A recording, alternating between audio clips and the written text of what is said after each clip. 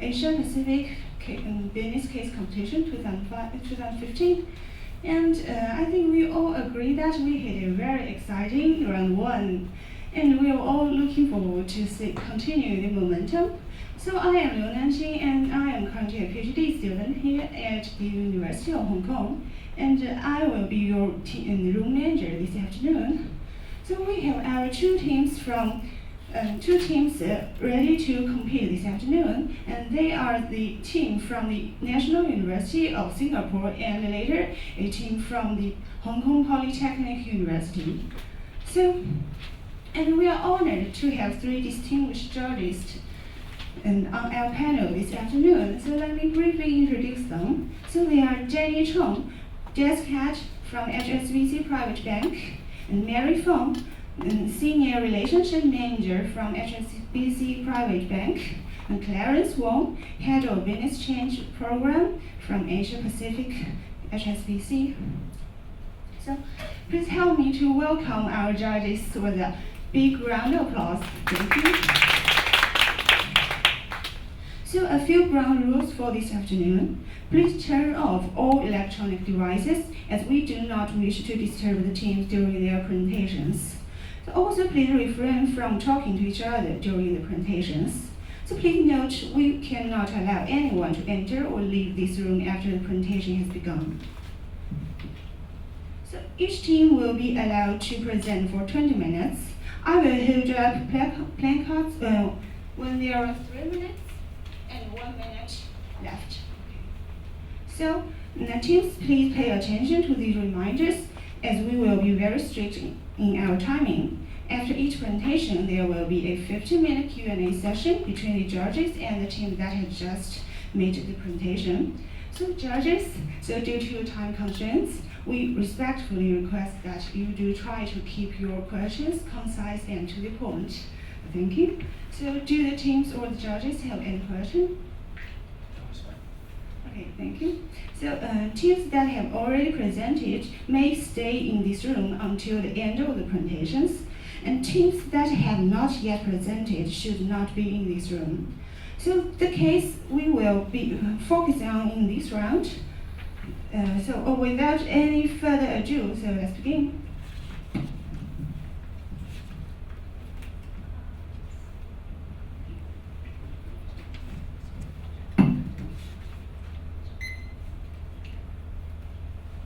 Over the past 2 decades, Huawei has achieved huge success both in its domestic market as well as globally. However, a recent spate of scandals surrounding its cybersecurity threat has placed its image and viability in the Canadian market into question. The big question that we are faced with today is how should Huawei navigate its way in the Canadian market and seek to quickly regain confidence in the Canadian market. Good afternoon, distinguished judges. My name is Madeline, and with me are my team members from Orion Consulting, Douglas, Rehan, as well as Fabian. Today, with our E-Square strategy, we promise that Huawei will be able to navigate its way towards success in Canada. This is an overview of our presentation, and where we foresee Huawei in the next 5 years is for it to quickly regain trust and re-establish itself as one of the key players in the Canadian market.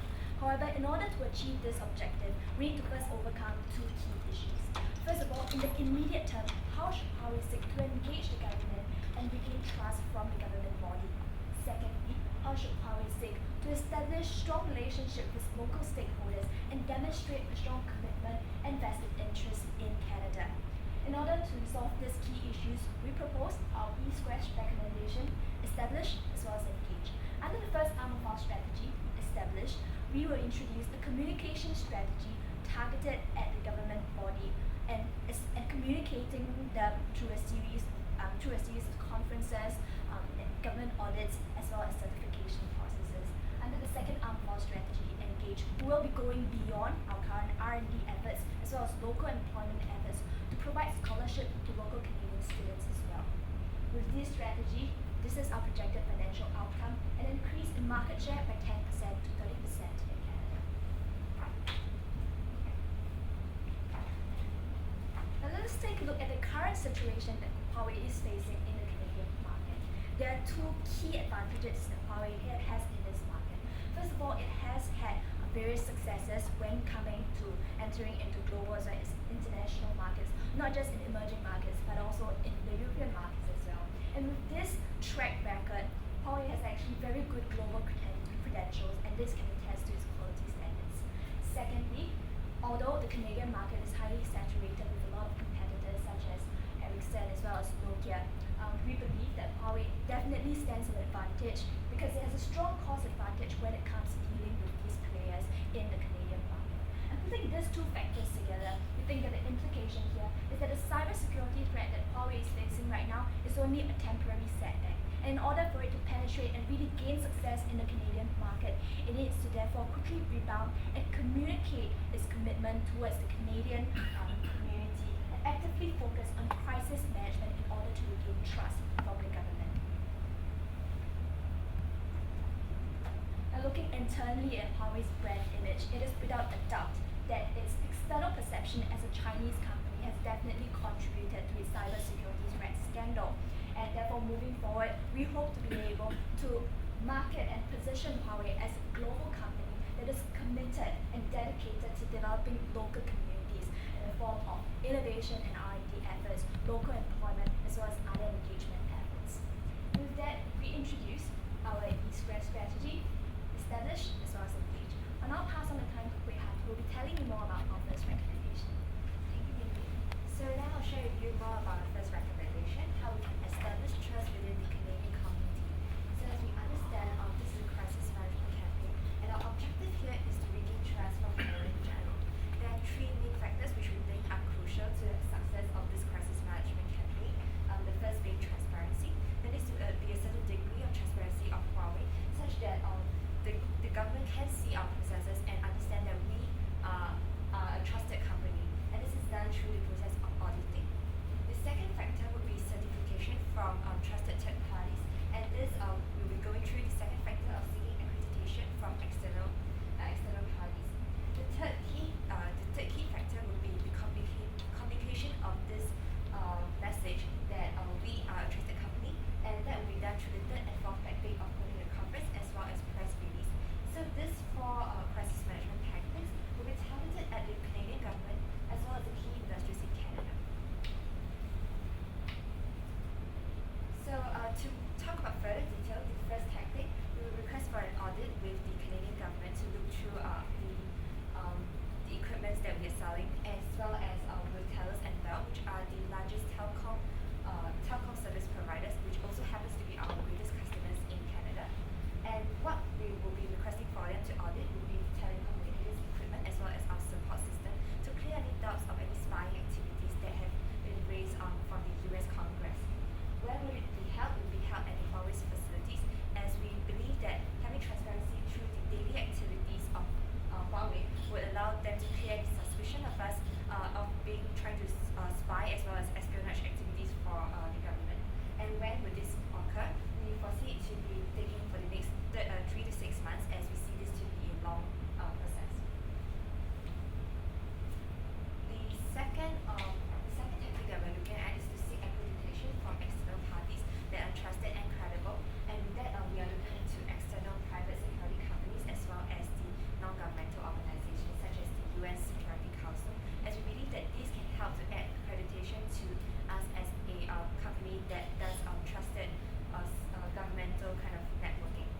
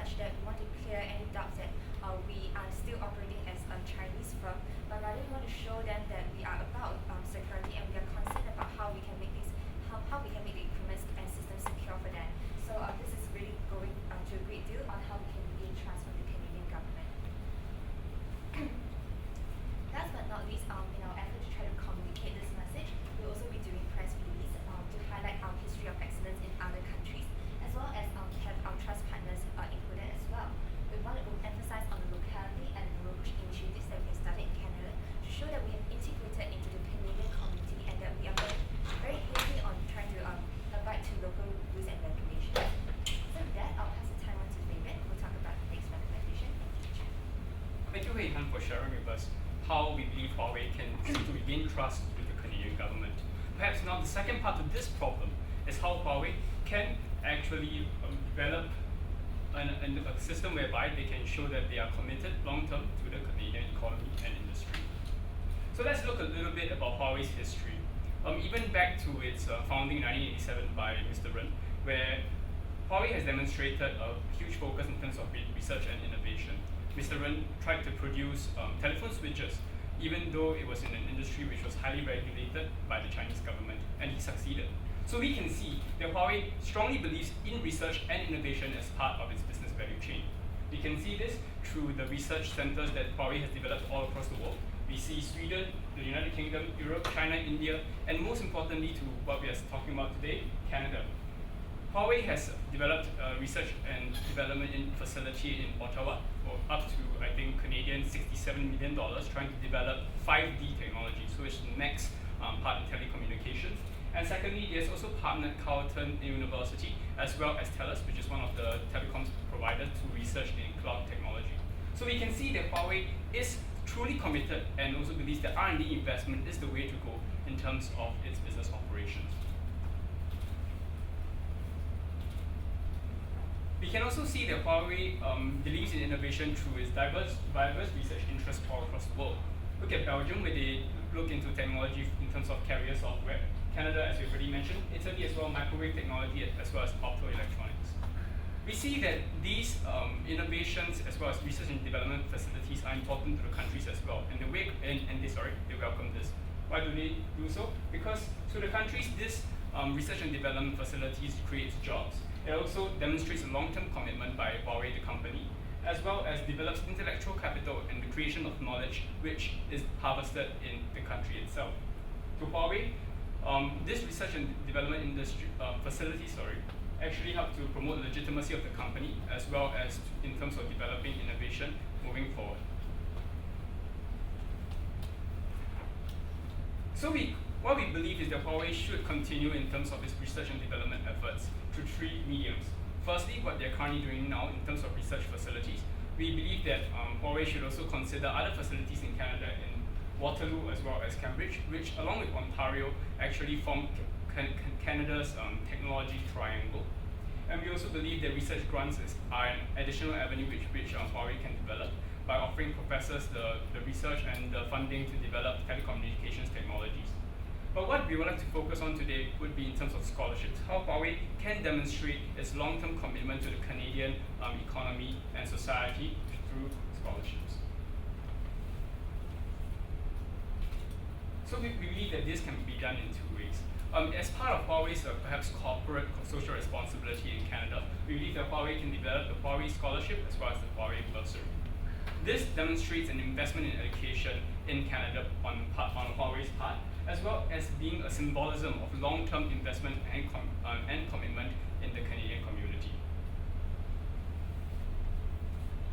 So the Huawei Scholarship will be in order to reward academic excellence, as well as to create opportunities for China immersion for the candidates themselves. We hope that these candidates going to China, seeing what China is like and how developed it has become as a country, could become evangelists for China back when they go back to Canada. Thirdly, this also creates employment opportunities for these students into Huawei facilities in Canada as well. In terms of the Huawei Bursary, we believe that this demonstrates Huawei's commitment in terms of encouraging education in the Canadian society, as well as being an investment in the Canadian community on Huawei's part. So how we believe that this continued focus in R&D and innovation can sustain Huawei's competitive global advantage. We see that Huawei has done many firsts throughout its history. Firstly, being the first provider of commercial LTE, which is the long-term infrastructure for telecommunications networks in Norway, Germany, Austria, as well as Japan. And closer to home in Canada, Huawei is the first company to develop the wideband AMR service in Canada, along with Wind Mobile, as well as the TD-LTE technology within British Columbia. So we can see that Huawei has done many firsts in the telecommunication industry. So what we want to achieve as our target will be the first provider of 5G technology, which is currently being developed in Canada. This will be done through three key tenets. Firstly, through continued R&D investment within Canada, the country, as well as talent development of Canadian nationals, as well as through community involvement within Canadian society. On these three key tenets, we believe that 5G technology, the first and developed in Canada, should be Huawei's aim as a company. So looking at this, if I could try to produce this in terms of a graphic for everybody. So if we were to look at the blue arrows first, Huawei will be trying to provide research facilities, research grants, as well as scholarships, which will develop cutting-edge innovation which will go back into Canadian community.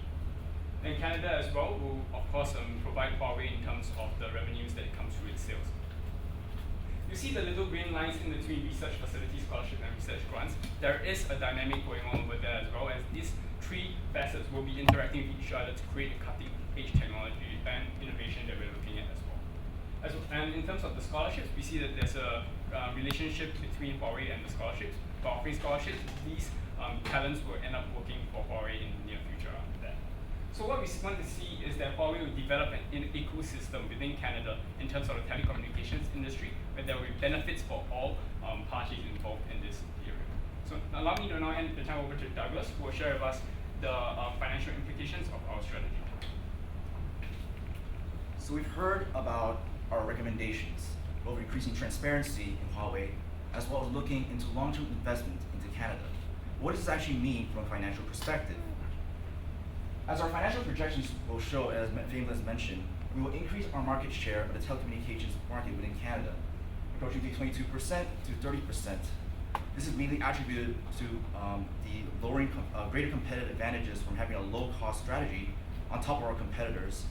And on top of that, also with our recommendations in mind, we should be able to sustain market share by increasing the trust in our company, as well as looking towards long-term business contracts with our telco companies. So overall, although our growth rates do show an 8% market share increase, Huawei's compound annual growth rate across the past 5 years has actually been 14.6%, and this is projected to increase in the nearest future. We have our Canadian CAGRs at 9%. This is outgrowing the overall telco market in Canada, which is currently forecasted at 2.3%.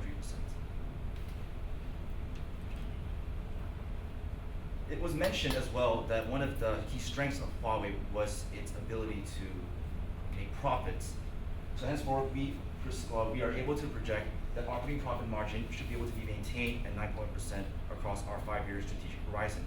So annual profits will be ranging from 226 million as 2014, increasing by 1.53 times to about 350 million. Cost is therefore also projected to be remaining manageable. We project costs from both our recommendations to maintain between 1 to 1.5% across an annual range. This is attributed mainly to our established strategy, where we increase our fees from audits, as well as increase our certification expenses as well. And for the engaged strategy, we should be looking for our scholarship grants for up to 20 students per year. As well as our facilities, our main day-to-day costs of our facilities at $10 million after making our capital expenditures. To demonstrate the tangibility of our plans, we've also constructed an implementation timeline across the 5-year strategic horizon. For our established strategy, it is crucial that we kickstart immediately, as in 2012, we will therefore issue our press releases, issue the audit report, issue the audit engagements, as well as look to seek accreditations. We shall also continue to monitor the process and continue communicating to the Canadian public across the remaining 4 years. What about the engaged strategy? Looking towards our scholarships, we will first look to design the overall program and look towards interviewing candidates, as well as extending this program outwards across the next 5 years. So overall, our KPI will also be tracked by our market share ability to sustain from 22% growth to 30% in a 5-year time. So overall, Orion Consulting is proud to share with you our E-Square strategy.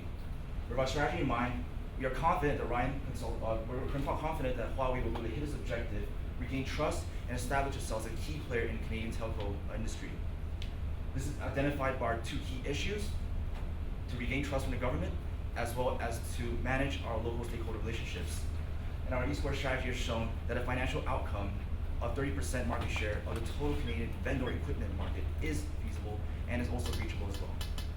And with that in mind, Orion Consulting thanks you for your attention, and we kindly open the floor to any questions. Thank you.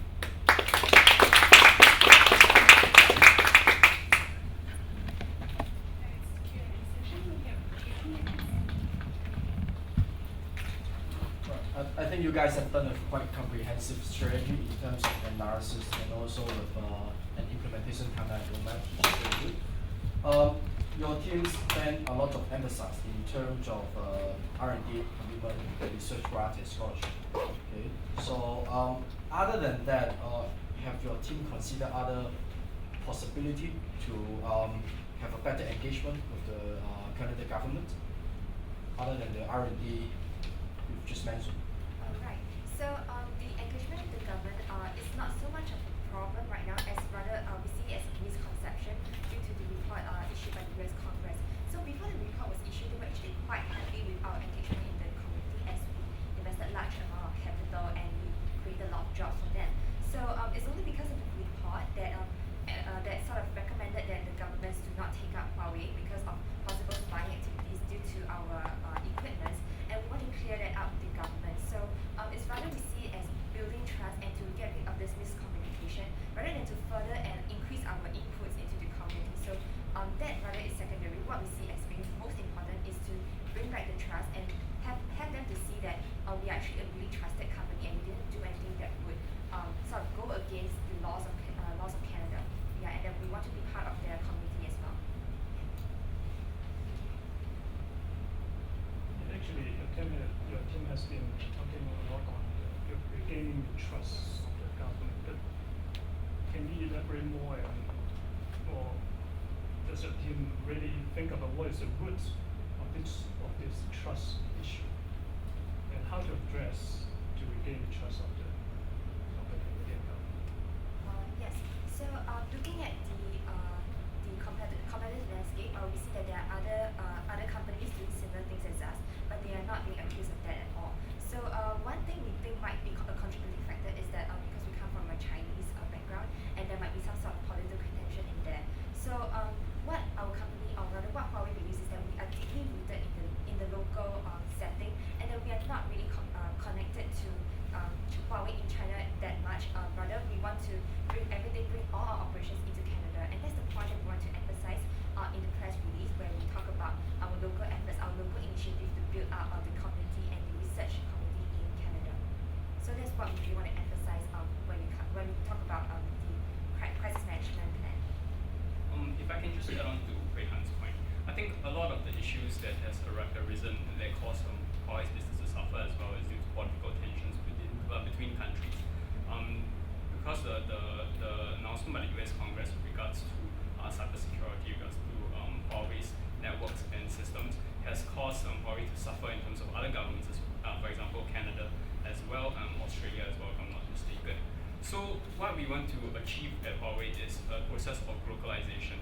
So we understand that globalization is very important in terms of expanding our business all across the world, but we want to add in the local aspect to it as well. So we don't intend to shed the Chinese identity because we believe in the Chinese identity at Huawei. But what we want to demonstrate is that even being a Chinese company, going overseas, getting invested in the local community as well, is the way to go in terms of the global localization strategy of Huawei. Just a follow-up question. Just also, when answering my question, you mentioned about this political. So my follow-up question is: do you think what you suggested is enough to address this kind of political problems between two countries? Of course, because we are a private company and we cannot speak for the Chinese government, what we can do is really just to show that our company is we produce trusted equipment, and that because we are not nationalized or anything, so we do not have a political agenda when we go to other countries to expand in our overseas operations. Do you think you can leverage on some measures to address on these issues? If I can just take that question, I think something that we can use would be our relationships with other countries as well. Because Huawei is a global company, we don't only operate just in perhaps leveraging on our relationships and successful businesses in other countries may be used as case studies as well as references to gain legitimacy to the US government, to the Canadian government as well. So I think this is one measure that we can look at in terms of building better relationships with governments. Well, I guess the plan has been very comprehensive based on the East-West strategy just now. Is there any exit plan, fallback? I mean, what if what you've mentioned just now is not achievable, or you can, I mean, you don't have the trust. So, is there any thoughts about that? So we did also think about what would happen if our crisis management didn't fall through, because it really depends a lot on the government. So one other thing we can go into is similar to the US strategy, is that we fall on less sensitive industries, such as going into companies and do like heavy products. So not so much of producing the network instead. Also, of course, in terms of exit strategy, because Canada is so huge, there are also a lot of rural areas that are not as key as essential to like the core government agency, and we thought that it might be useful if they are looking for our services, or whether there are any other solutions, integrated solutions we can provide to these entities.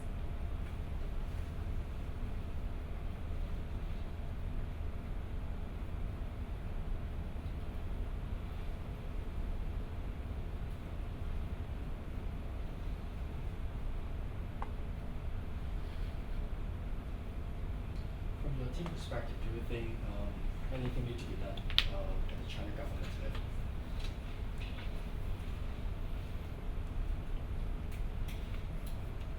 Well, we believe that since this issue actually is very much entangled with political tensions and issues, the Chinese government definitely has a part to play. It would be great if they could step up to, really clarify that this sort of security issues is not related to a privately owned company like Huawei. But we also do understand that as a privately owned company, there are really limitations as to how much we can influence the Chinese government to do so. So while on one hand it would be good if the government could step up, but on the other hand, what Huawei can do is to really try to improve on the transparency behind its processes, seek various verification and certification process, and really show a very strong commitment towards developments in the local community in Canada. You've once mentioned about the communication in your established port. So, what kind of, or what further communication you believe you can do with the Canadian government?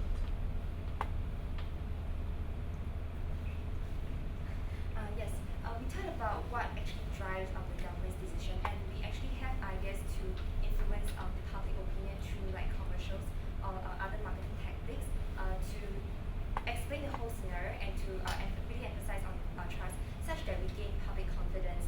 But also because we considered that the public might not know much, understand about this industry, because we are rather secondary and in the background, and what they really see is the service provider, the telco companies that they're interacting with. So which is why we didn't include it in there. Yeah, but it might be a possible way to sway the government as well using public voice.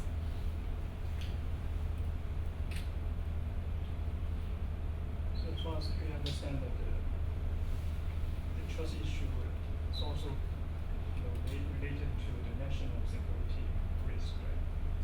So what recommendations you may give for risk management to just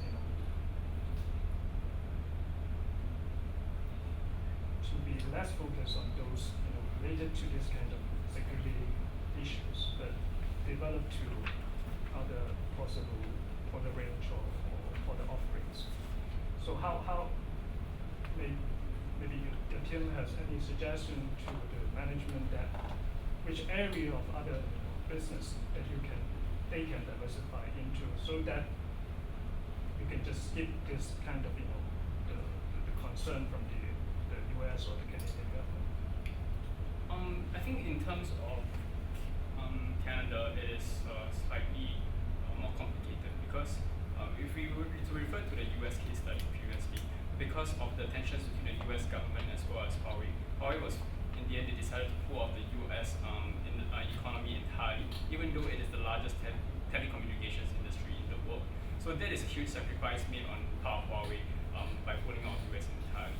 But we feel that perhaps other avenues would be to be looked into managed services, which is currently a growing market for telecommunications industry as well, because a lot of businesses as well as operators, carriers are looking to outsource managed services because of cost issues to these third-party network operators. So we see that this is perhaps an avenue which Huawei can look to diversify into, perhaps in the areas where there are less sensitive information in terms of national security, but perhaps look towards enterprises and businesses more as a key client base that we can work with moving forward into the future.